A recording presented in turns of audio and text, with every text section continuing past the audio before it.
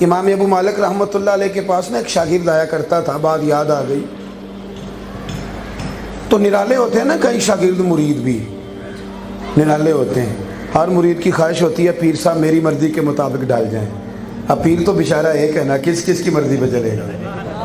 ہر شاگرد کی خواہش ہوتی ہے کہ استاد جی میری مرضی پہ چلیں۔ تو اب بیچارہ استاد کدھر کدھر جائے گا؟ کچھ کہتے ہیں پیر صاحب فوراً میدان میں نکلیں، جہاد کا اعلان کر دیں، اور کچھ کہتے ہیں نہیں ابھی آپ اس طرح کریں، تزکیہ نفس کر لیں تاکہ دنیا کی محبت نکل جائے اور پھر چلیں گے۔ تو اب کس کس کی خواہش پہ عمل کیا جائے؟ امام ابو مالک کے پاس وہ شاگرد آتا تھا تو وہ بھی ذرا انوکھا تھا، آ کے کہتا حضور 3 حدیثیں پڑھا دیں۔ استاد صاحب کو پابند کر دیتا، نہ 2 نہ 4، 3 حدیثیں آپ پڑھا دیتے۔ وہ چلا جاتا، کبھی 15 دن کے بعد آتا، کبھی 6 مہینے کے بعد آتا، پھر آ کے وہی پابندی، حضور 3 حدیثیں پڑھا دیں۔ وہ کچھ عرصہ تو لوگوں نے برداشت کیا، تو آپ کو پتہ ہے نا باقی کلاس فیلو، باقی پیر بھائی وہ بھی دھیان رکھتے ہیں کون آ رہا ہے کون جا رہا ہے، ان کا بھی پورا دھیان تھا۔ انہوں نے ایک دن کھڑا کر لیا، کہنے لگے پہلے تو یہ بتا کہ یہ کوئی پڑھائی کا طریقہ ہے کہ تو 6 ماہ کے بعد آتا ہے، کبھی 15 دن کے بعد آتا ہے، کبھی 3 ماہ کے بعد آتا ہے، اور پھر اس سے بڑی بیوقوفی یہ کہ تو استاد صاحب کو پابند کرتا ہے کہ 3 حدیثیں پڑھائیے گا، ان کی مرضی ہے وہ 4 پڑھائیں یا 2 پڑھائیں، یہ تو کس طرح کا شاگرد ہے؟ وہ کہنے لگا یارو جلدی نہ کرو، پہلے مجھے وضاحت کا موقع تو دو نا، کچھ تو مجبوریاں رہی ہوں گی، یوں ہی کوئی بے وفا نہیں ہوتا، ذرا مجھے موقع تو دو نا، وضاحت کا تو ٹائم دو نا۔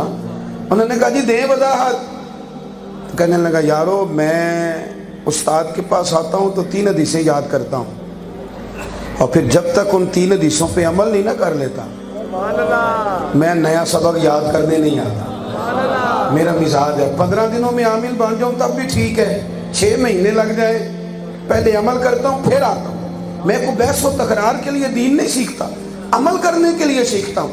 ملا رومی فرماتے ہیں گدھے اور گھوڑے کی بحث ہو گئی تھی، تو گدھا کہتا تھا کہ آسمان کا رنگ کالا ہے، گھوڑا کہتا تھا کہ نیلا ہے۔ کون سا ہوتا ہے ویسے؟ میری طرف تو دیکھیں یار، کون سا رنگ ہوتا ہے؟ تو بات کس کی ٹھیک تھی؟ گھوڑے کی۔ لیکن گدھا بحث چھوڑتا ہی نہیں تھا، وہ دبایا جاتا تھا۔ کچھ گدھے نہیں نا بحث چھوڑتے، کتنی مرضی دلیلیں دیں، آیتیں پڑھیں، واضح حدیثیں سنائیں، پر بات چھوڑنے کو تیار۔ نعرہ تکبیر، نعرہ رسالت۔ عارف رومی فرماتے ہیں کہ وہ جب بحث ختم نہیں ہو رہی تھی تو کیس بادشاہ سلامت کے پاس چلا گیا۔ توجہ ہے نا آپ کی؟ کیس کہاں چلا گیا؟ ادھر دیکھیں جی میری طرف۔ کیس بادشاہ شیر تھا، شیر نے بات سنی دونوں کی، اسے پتا تھا کہ بات گھوڑے کی ٹھیک ہے، اور بادشاہ کہنے لگا بھائی گھوڑے تیری بات بھی ٹھیک ہے، پر تجھے نا عمر قید کی سزا بھی ہے۔ اس نے کہا بات بھی میری ٹھیک ہے اور سزا بھی مجھے۔ وہ کہنے لگا سزا اس بات کی نہیں کہ تیری بات غلط ہے یا ٹھیک ہے، سزا اس بات کی ہے کہ تو نے گدھے سے ہی بحث شروع کر دی ہے۔ یہ سمجھ نہیں آئی کہ گدھا ہے تو تو گدھے سے بحث کر رہا ہے، کیسی عجیب بات۔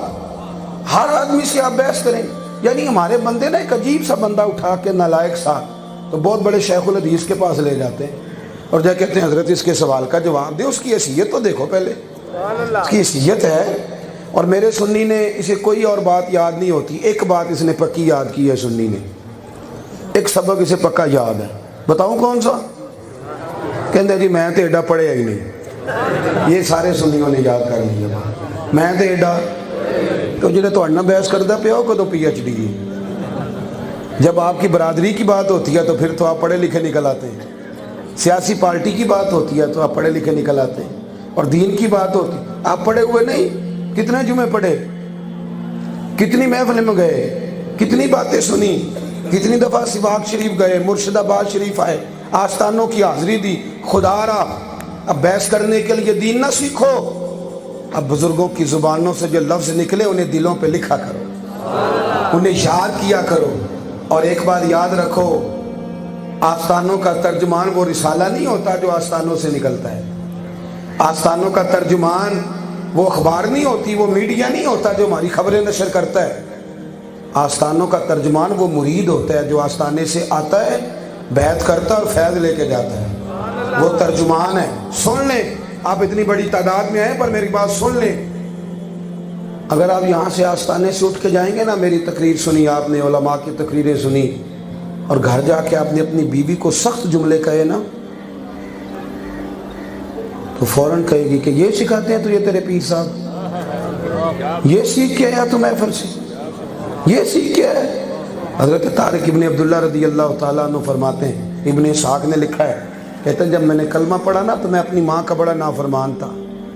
कहते हैं जब कलमा पढ़ा तो मैं माँ का ताबेदार हो गया, मैं खिदमत गुजार हो गया। आपको पता है ना, पुत्र चंगा हो तो माँ कहती है अल्लाह ऐसी औलाद सबको अता करे। कहते मैं फर्मा बरदार हो गया तो मोहल्ले की बहुत सारी औरतें अपने बच्चे लेके आ गई और कहने लगी अपने बेटे से कह कि हमारे बेटे भी उस महबूब के पास ले जाए जिसने उनका दिल बदल दिया है। तो आप तो चलते फिरते तर्जुमान हैं, आप क्या समझते हैं कि बातों से बात बनेगी? आपका उठना बैठना तर्जुमानी करेगा, आपका स्टेटस बताएगा। उलझाओ से थोड़ा निकलें, थोड़ा ना माफ करना भी सीखें, थोड़ा दरगुजर करना भी सीखें, अपनों की बातें बर्दाश्त करनी भी सीखें। मियाँ साहब दरवेश गुजरे हैं, वो कहा करते थे जितन जितन हर कोई खेडे तू हारन खेड फकीरा। जितन जितन थे, ये तो सारा जमाना करता है, तो आस्ताने वाला है ना, तरीकत वाला है।